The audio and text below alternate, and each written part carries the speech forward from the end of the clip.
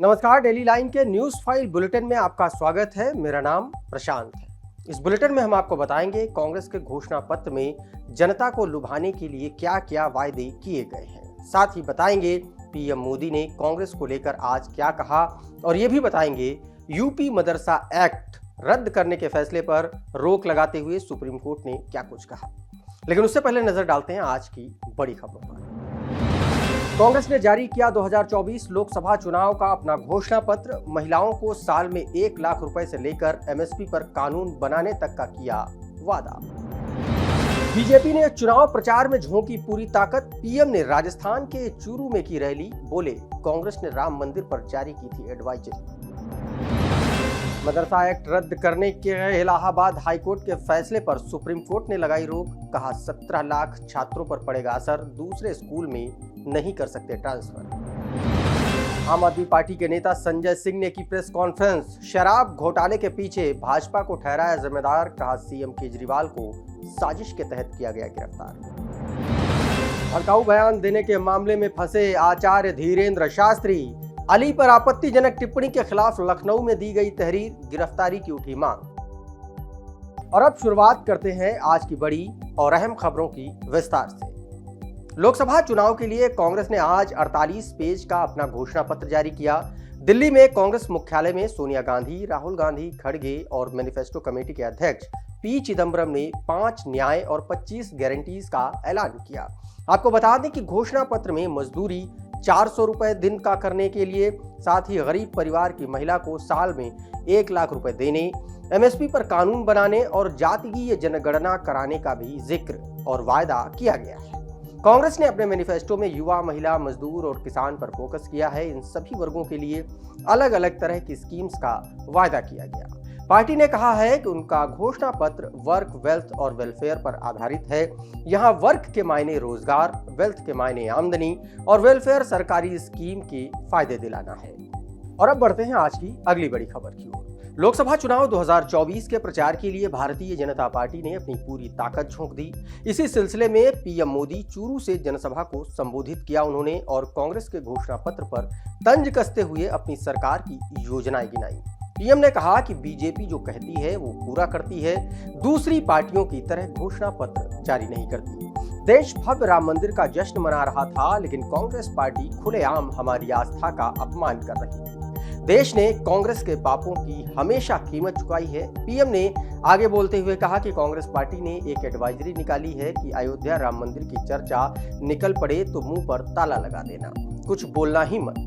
बोलना पड़ गया तो पता नहीं कब राम राम हो जाए। उन्होंने कहा कि देश हित से भी ज्यादा कांग्रेस ने हमेशा तुष्टीकरण को प्राथमिकता दी है। ये वो लोग हैं जिन्होंने कोर्ट में जाकर कहा था कि प्रभु श्री राम तो काल्पनिक है। अभी कुछ महीने पहले ही अयोध्या में भव्य राम मंदिर का सपना पूरा हुआ। पूरा देश प्राण प्रतिष्ठा का उत्सव मना रहा था, लेकिन कांग्रेस पार्टी ने इससे भी दूरी बना ली। और अब बढ़ते हैं आज की एक और बड़ी खबर की ओर।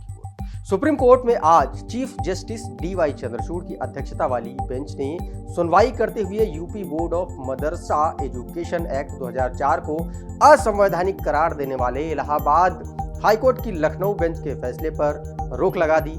इसके साथ ही केंद्र और यूपी सरकार दोनों से जवाब भी मांगा है। कोर्ट का कहना है कि हाई कोर्ट के फैसले से 17 लाख छात्रों पर असर पड़ेगा और इसीलिए छात्रों को दूसरे स्कूल में मिड टर्म में ट्रांसफर करने का निर्देश देना ठीक नहीं है। इसके साथ ही राज्य सरकार समेत सभी पक्षकारों को सुप्रीम कोर्ट में 30 जून 2024 को या उससे पहले जवाब दायर करना होगा। जस्टिस डीवाई चंद्रचूड़ की बेंच ने सुनवाई करते हुए आगे कहा कि 30 मई 2018 में सरकार ने एक आदेश जारी किया था। इसमें मदरसा में विभिन्न विषयों को पढ़ाने के नियम थे ताकि मदरसा भी मौजूदा स्कूलों के समान शिक्षा दे सके। मदरसों के पाठ्यक्रम भी अन्य स्कूलों के समान है। बावजूद इसके हाईकोर्ट द्वारा सुनाया गया फैसला हैरान करता है। मदरसों की शिक्षा को धार्मिक आधार पर असंवैधानिक करार दिया गया है। और अब बढ़ते हैं आज की अगली बड़ी खबर की। आम आदमी पार्टी के नेता और राज्यसभा सांसद संजय सिंह ने शुक्रवार को एक बार फिर से प्रेस कॉन्फ्रेंस करके शराब घोटाले के लिए भारतीय जनता पार्टी को सीधे तौर पर जिम्मेदार ठहराया।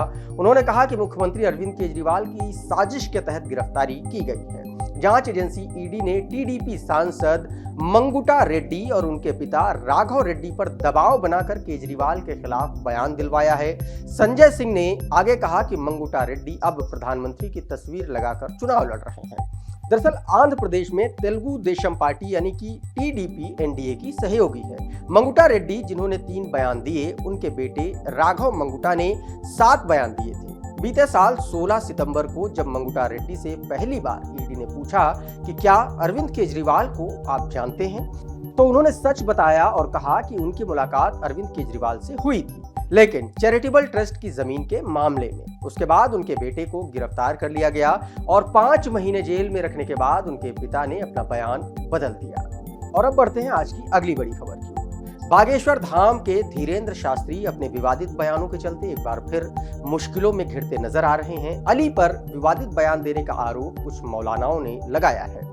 शुक्रवार को शिया चांद कमेटी के अध्यक्ष मौलाना सैफ अब्बास नकवी ने धीरेन्द्र शास्त्री के खिलाफ चौक कोतवाली में तहरीर देकर मुकदमा दर्ज करने की मांग की है। कोतवाली में दी गई तहरीर में सैफ अब्बास नकवी ने आरोप लगाया है कि धीरेन्द्र शास्त्री ने शिया सुन्नी की भावनाओं को ठेस पहुंचाया है।